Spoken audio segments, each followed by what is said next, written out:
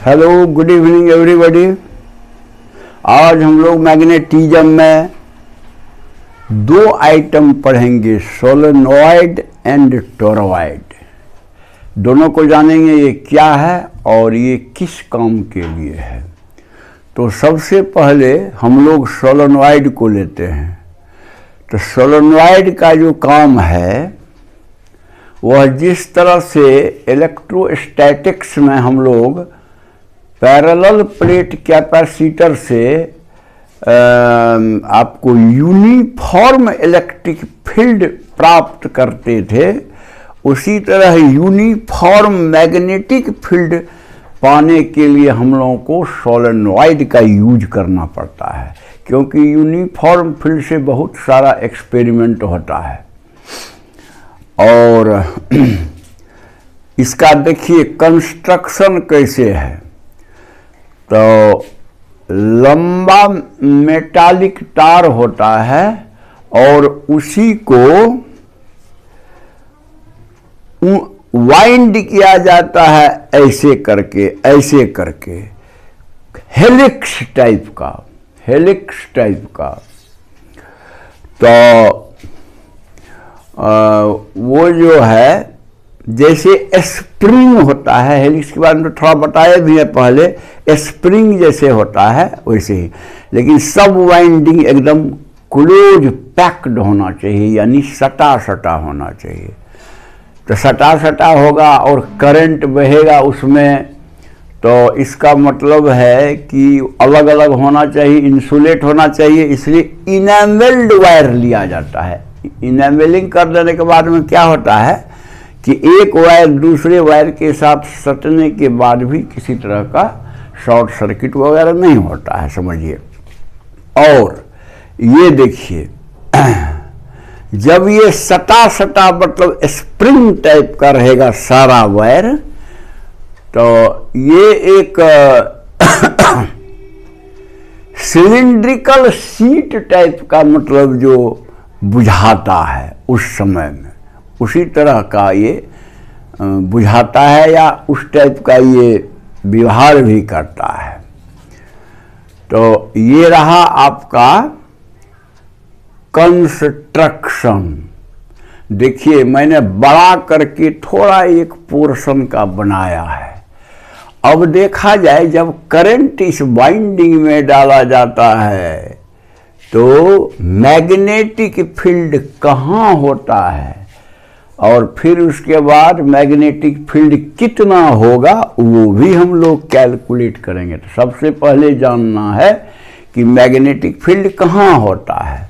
तो देखिए ये जो वाइंडिंग है, पहला एक वाइंडिंग ही लीजिए। देखिए आपको मैं दिखा रहा हूं, इस तरह का सर्कुलर वाइंडिंग है, फिर दूसरा, फिर तीसरा। तो नीचे वाला पोर्शन को मान लीजिए क्रॉस सेक्शन, आप देखिएगा तो करंट सपोज जा रहा है तो ऊपर वाला से आता हुआ मालूम पड़ेगा, इसीलिए जा रहा है। पेज के अंदर तो मैंने क्रॉस दिखाया है, क्रॉस, और आ रहा है पेज से बाहर या बोर्ड से बाहर तो मैंने डॉट दिखाया है। तो दोनों का मैग्नेटिक फील्ड का डायरेक्शन देखिए, इसमें है क्लॉकवाइज फील्ड लाइंस, उसमें है एंटी क्लॉकवाइज। नेचुरली जो हम लोगों ने अपना ये कन्वेंशन जानते हैं, जैसे कि अंदर जा रहा है तो हाथ को ऐसे स्क्रू करिएगा तो स्क्रू अंदर जाएगा, तो इसीलिए क्रॉस। ऐसे एंटी क्लॉकवाइज घुमाइएगा तो स्क्रू बाहर आएगा, इसीलिए यहाँ पर डॉट दिया गया है। अच्छा, यानी करंट का वो क्रॉस एंड डॉट डायरेक्शन मैंने बताया। और देखिए उसका magnetic field lines clockwise, magnetic field lines anti clockwise. ठीक है, ऊपर में है एंटी क्लॉकवाइज सब, और नीचे मान लीजिए सब है क्लॉकवाइज यानी क्रॉस वाला। हम तो अलग अलग दिखाए हैं, दोनों अगर सटा हुआ रहे तो आप देखिए इसका राइट साइड का जो है मैग्नेटिक फील्ड इधर होगा, इसका जो है लेफ्ट साइड का मैग्नेटिक फील्ड अप होगा, इसका डाउन होगा, इसका अप होगा, और उतना ही होगा, इसलिए वो एक दूसरे को कैंसिल कर देगा। तो कहने का मतलब वाइंडिंग से वाइंडिंग के बीच में कोई भी मैग्नेटिक फील्ड नहीं रहेगा। उसी तरह ऊपर वाला में आप समझिए एक दूसरे का कैंसिल कर देगा, तो बचा कहाँ, खाली मिडिल में। क्योंकि सुनिए, अगर ये करंट आप अंदर में मतलब जो जाता हुआ दिखा रहे हैं, तो कहने का मतलब इस तरह का आप जो दिखा रहे हैं, क्रॉस दे रहे हैं कि करंट अंदर जा रहा है, तो ये छोटा लेंथ मानिए डीएल, छोटा लेंथ स्ट्रेट होता है, तो यानी मैग्नेटिक फील्ड ऐसा होगा जो कि वहां पर दिखाया गया है। तो ऐसा अगर मैग्नेटिक फील्ड होगा तो इसका माने अंदर वाला पोर्शन जो है उधर भी होगा, और बाहर वाला पोर्शन के बारे में बताएंगे। मान लीजिए ये बाहर का पोर्शन है, वो अंदर का पोर्शन है, वो मान लीजिए अंदर का पोर्शन है और इधर बाहर का पोर्शन है, तो अंदर में मैग्नेटिक फील्ड तो रहेगा ही, जो एक्सिस के, सोलेनॉइड के एक्सिस के पैरेलल रहेगा। देखिए ये फील्ड लाइंस खींचा हुआ है, मैग्नेटिक फील्ड का दिया हुआ है। अब बाहर वाला एक पॉइंट लीजिए Q, तो Q पर देखिए ऊपर वाला अगर मान लीजिए एंटी क्लॉकवाइज है, तो नीचे वाला जो वहां नीचे वाला पोर्शन का जो फील्ड होगा वो क्लॉकवाइज होगा, यानी कैंसिल कर देगा। यानी सोलेनॉइड के बाहर में भी कोई मैग्नेटिक फील्ड नहीं होता है, और नो वाइंडिंग के बीच में होता है, बल्कि माने उसके सोलेनॉइड के अंदर में along the axis magnetic field होता है। यही चीज आपको मैग्नेटिक फील्ड के बारे में समझना है। तो ये क्लियर हो गया कि अंदर में खाली मैग्नेटिक फील्ड रहेगा, बाहर में नहीं रहेगा, दोनों ये कॉइल के बीच में नहीं रहेगा। ये बात क्लियर हो गया। अच्छा, तो ये बात तो हो गया। अब हम लोग उस फील्ड को निकालेंगे कि कितना फील्ड होगा। तो मान लीजिए एक ये सोलेनॉइड है। हाँ, एक बात और जान लीजिए, सोलेनॉइड जब बोलते हैं तो मान लीजिए ज़्यादा लंबा लेंथ का सोलेनॉइड जब होगा, इन्फिनिटी लेंथ बोलिए लंबा लेंथ को, तब होगा ये एकदम पैरेलल, माने एक्सिस के पैरेलल सारा फील्ड लाइंस या मैग्नेटिक फील्ड का डायरेक्शन होगा। वैसा ही एक सोलेनॉइड यहाँ लीजिए। देखिए ऊपर में मैं dot dot dot dot dot दिया हुआ है, यहाँ cross cross cross cross cross. तो वहाँ से मान लीजिए करंट वाइंडिंग से आता है और यहाँ से जाता है, फिर वहाँ से आता है, यहाँ से जाता है। इसी तरह का ना वाइंडिंग है। तो इस तरह का हुआ, और बीच में आपने देखा कि मैग्नेटिक फील्ड सोलेनॉइड के अंदर में आता है। अब इसमें एक लेंथ L ले लीजिए। कहने का मतलब एक Amperian loop A B C D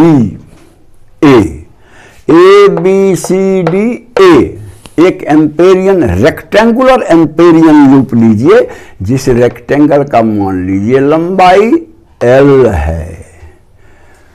तो अब हम लोग क्या करें, तो सबसे पहले एम्पियर लॉ तो लगा के निकालना पड़ेगा।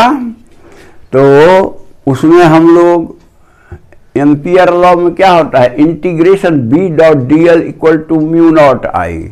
तो सबसे पहले इंटीग्रेशन B डॉट DL को इवैल्यूएट कीजिए।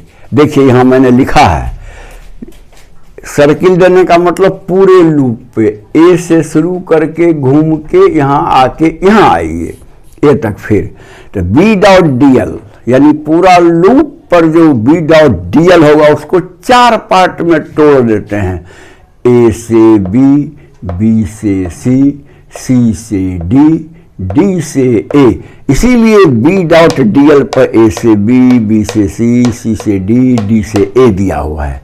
इस बार गोल नहीं दीजिएगा क्योंकि इस बार तो खाली लेंथ पर है, ए बी लेंथ तो बी सी लेंथ, इस टाइप से। हाँ, तो ये देखिए, पहला टर्म लीजिए, बी और एल, बी भी इधर एल भी इधर, देखिए, यानी डीएल, डीएल कहिए, एल पर डीएल, डीएल भी इधर, तो दोनों एक डायरेक्शन में है। और डॉट प्रोडक्ट में cos 0 1 होता है, इसलिए बी डीएल होगा, ये बी डीएल। अब बी को बाहर निकाल लीजिए, कांस्टेंट है, और डीएल का इंटीग्रेशन करिए ए से बी तक। तो कहने का मतलब पहला टर्म यानी ये वाला आर्म जो रेक्टेंगल का है, तो उस पर ए बी वाला, तो उस पर आया B into integration A to B of d l. दूसरा वाला देखिए, दूसरा वाला बी से सी तक, देखिए बी तो इधर है और डीएल इधर है, 90 डिग्री है। डॉट प्रोडक्ट में cos 90 0 होता है, इसलिए ये टर्म हो गया 0, इसीलिए मैंने यहाँ 0 दिया है। ऊपर आइए, सी से डी, बाहर में तो मैग्नेटिक फील्ड है ही नहीं, अभी ये बताए हैं क्यू पॉइंट पर मैग्नेटिक फील्ड नहीं है। कहीं पर सोलेनॉइड के बाहर, ऊपर या नीचे मैग्नेटिक फील्ड नहीं होता है, तो इसमें बी खुद 0 है, बी ही, इसलिए ये भी हो जाएगा 0। और ये लीजिए बी डॉट डीएल, डी से ए, तो मैग्नेटिक फील्ड इधर, डीएल वेक्टर या एल वेक्टर इधर लीजिए, 90 डिग्री फिर हो गया। डॉट प्रोडक्ट है cos 90 0, ई भी 0, ई भी खत्म, इसलिए ये तीनों टर्म 0 हो गया, खाली ये वाला टर्म आ रहा है कुछ। तो डीएल का इंटीग्रेशन ए से बी तक क्या होगा, तो एल होगा, पूरा लंबाई जो है, क्योंकि एल पर ही डीएल लिया गया है, तो ए से बी तक तो हम लोग देख रहे हैं एल है, तो बी एल के बराबर हुआ, यानी इंटीग्रेशन बी डॉट डीएल हो गया बी एल के बराबर पूरे लूप के लिए। अब मानिए कि number of turns, small n है number of turns per unit length. Solenoid में करंट मान लीजिए कि आई नॉट बहता है, आई नॉट तो हमारा अब एम्पियर्स लॉ हम अप्लाई करते हैं।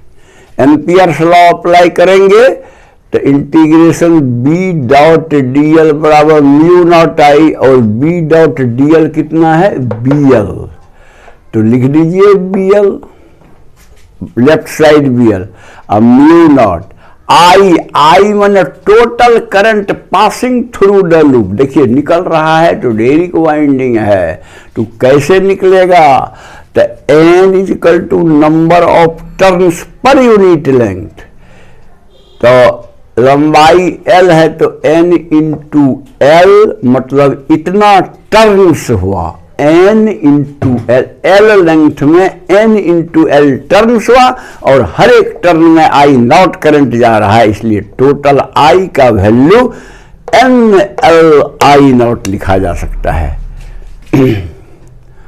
इस आई का value n l I naught होगा, दोनों साइड एल कट गया, बी आ गया mu naught n I naught, एकदम क्लियर, मतलब जो इक्वेशन आ गया। म्यू नॉट तो जानते ही हैं, n one number of turns per unit length, I naught मतलब वाइंडिंग में जो करंट जाता है, इसलिए ये आपको पूरा मतलब जो ये फार्मूला आ गया। मैं समझता हूँ ज़्यादा कोई परेशानी नहीं है, समझ गए होंगे। अब आइए टोरवाइड। टोरवाइड क्या है, एक फाइनाइट लेंथ का सोलेनॉइड लीजिए, मान लीजिए है यही इतना सोलेनॉइड है, मान लीजिए 1 मीटर है सपोज, इसी को गोल करके मोड़ दीजिए, हो गया टॉरॉइड। तो वही इसीलिए लिखा है a toroid can be described as a solenoid of finite length bent into the form of a donut. ये जो है साइकिल या मोटरसाइकिल या और कोई भी चक्का का जो ट्यूब होता है उसी टाइप का मतलब बन जाता है, डोनट कहिए। तो ये तो सोलेनॉइड को बेंड करके बनाया गया है। तो पूरा पर तो हम नहीं दिखाए हैं, 3 ठो वाइंडिंग का दिखाए हैं। मान लीजिए अंदर से जाता है, बाहर से निकलता है, अंदर से जाता है, बाहर, ऐसे ही पूरा सब पर समझिए। मान लीजिए कि वो टोटल नंबर ऑफ वाइंडिंग जो है, ये टोटल नंबर ऑफ सर्किल समझिए, या टोटल नंबर ऑफ वाइंडिंग वो कैपिटल N है। हाँ, कैपिटल N है। अच्छा, और करंट मान लीजिए आई नॉट जाता है, जो पहले हम लोग करंट आई नॉट, तो टोटल करंट कितना हो जाएगा। तो रुकिए, अभी पहले ये समझिए ये सब मैंने क्या किया है। देखिए, इस साइड से घुसेगा और ऐसे करंट, ये क्या करंट का हम अटी दिए हैं, इस साइड से घुसेगा ऐसे निकलेगा, यानी ऐसे, यानी मैग्नेटिक फील्ड यहाँ ऐसे डायरेक्शन में होगा, एंटी क्लॉकवाइज। इधर से घुसाइए, उधर से निकालिए, एंटी क्लॉकवाइज, यानी यहाँ मैग्नेटिक फील्ड इस डायरेक्शन में, उसी तरह इधर मैग्नेटिक फील्ड इस डायरेक्शन में, इधर मैग्नेटिक फील्ड इस डायरेक्शन में, इधर मैग्नेटिक फील्ड इस डायरेक्शन में, यानी टेंजेंट होगा। मान लीजिए हमको टॉरॉइड के अंदर एक पॉइंट P है जो R डिस्टेंस पर है, हमको P पॉइंट पर मैग्नेटिक फील्ड टॉरॉइड के कारण निकालना है। तो ये R रेडियस का एक ठो आप सर्किल खींच दीजिए, जो होगा एम्पेरियन लूप। वो क्या होगा, एम्पेरियन लूप। जैसे यहाँ एम्पेरियन लूप रेक्टेंगुलर था और यहाँ का एम्पेरियन लूप जो है सर्कुलर है। तो उस सर्किल का रेडियस होना चाहिए जहां हमको निकालना है मैग्नेटिक फील्ड। तो P पॉइंट पर वो सर्किल खींच दिए, वही आपको एम्पेरियन लूप है। तो हमको तो एम्पियर्स लॉ में एम्पेरियन लूप पर ही मैग्नेटिक फील्ड को निकालना पड़ता है, B.dl मैंने सर्कुलेशन निकालना है। तो आप देखिए, लूप के अंदर कौन सब करंट है, तो अंदर वाला जाने है, पेज में जाने वाला क्रॉस वाला वो नहीं है, आने वाला। लूप के अंदर ये खाली जाने वाला करंट है। कैट हो ऐसा है, तो ऐसा अभी आपको मैंने बताया, N है टोटल नंबर्स ऑफ वाइंडिंग और या टर्न्स जो कहिए, हर एक टर्न में आई नॉट करंट जाता है। तो टोटल करंट जो आई होगा इस लूप एम्पेरियल लूप के अंदर में, वह होगा N आई नॉट। एक टर्न में आई नॉट, सब में तो आई नॉट जा रहा है, ऐसा ऐसा N टर्न्स है, N टर्न्स है बताए। तो हो जाएगा टोटल करंट एम्पेरियल लूप होकर के N आई नॉट। अब आइए लगाइए एम्पियर्स लॉ, एम्पियर्स लॉ, ठीक है, एम्पियर्स लॉ लगाइए। तो एम्पियर्स लॉ होता है integration B.dl equal to mu naught I. तो B.dl, तो देखिए अगर P पॉइंट पर निकालते हैं मैग्नेटिक फील्ड इस तरह है, तो यानी यहाँ पर मैग्नेटिक फील्ड ऊपर की ओर टेंजेंट के डायरेक्शन में होगा। P पॉइंट पर इस सर्किल पर डॉटेड सर्किल यानी एम्पेरियन सर्किल जो है उस पर टेंजेंट के डायरेक्शन में होगा। और डीएल वेक्टर भी उधर रख सकते हैं, उसमें कोई दिक्कत नहीं है, क्योंकि उस डीएल वेक्टर को इसी एम्पेरियन लूप पर हमको इंटीग्रेट करना है। तो कहने का मतलब दोनों के बीच सेम डायरेक्शन डीएल और बी के रहने के कारण, सेम डायरेक्शन रहने के कारण जीरो एंगल हुआ। डॉट प्रोडक्ट में cos 0 1 होता है, इसीलिए B vector B dot vector d l होगा इंटीग्रेशन बी डीएल cos 0 यानी 1 और right side mu naught I को आप निकाल ही लिए हैं। टोटल एम्पेरियन लूप के अंदर में एन आई नॉट करंट है, तो एन आई नॉट कर लीजिए, इससे बी बाहर कर लीजिए, क्योंकि पी पॉइंट पर हर उतना रेडियस पर सेम ही मैग्नेटिक फील्ड होगा।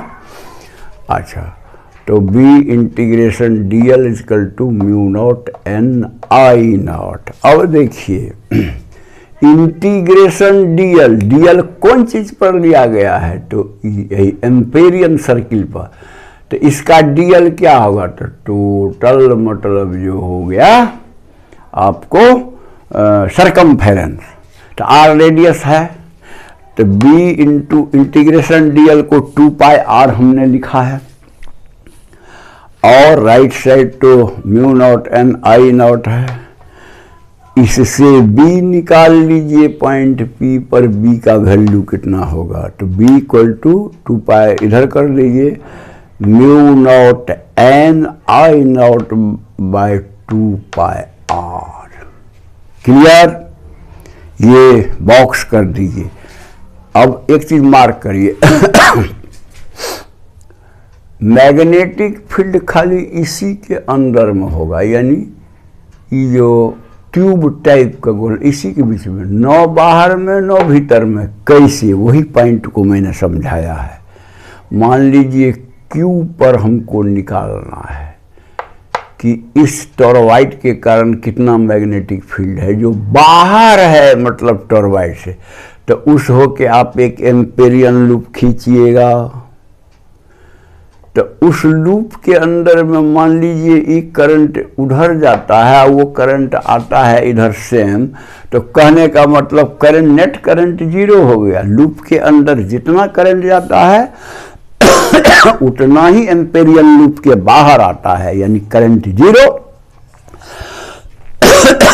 करंट 0 अगर होगा, आई मतलब अगर 0 होगा, तो इसका मतलब मैग्नेटिक फील्ड 0, यानी टॉरॉइड के बाहर मैग्नेटिक फील्ड कुछ नहीं होता है, क्योंकि एम्पेरियन लूप जो बाहरी पॉइंट के लिए बनेगा उसमें जितना करंट अंदर जाएगा उतना ही करंट बाहर आएगा, इसीलिए नेट करंट 0, इसलिए मैग्नेटिक फील्ड 0। अब एक अंदर वाला भी पॉइंट ले लीजिए आर मान लीजिए, तो इस होके भी आप एम्पेरियन लूप खींचेगा तब ना एम्पियर्स लॉ लगाइएगा। देखिए इसमें तो कोई करंटे नहीं है, कोई बाइंडिंग नहीं है, नो करंट, इसलिए अगेन मैग्नेटिक फील्ड 0। तो आपने क्या मार्क किया कि नॉ टॉरॉइड के बीच वाला स्पेस में कोई मैग्नेटिक फील्ड, नॉ टॉरॉइड के बाहर magnetic field, only magnetic field जो टॉरॉइड के अंदर होता है। और एक चीज और यहां देख लीजिए,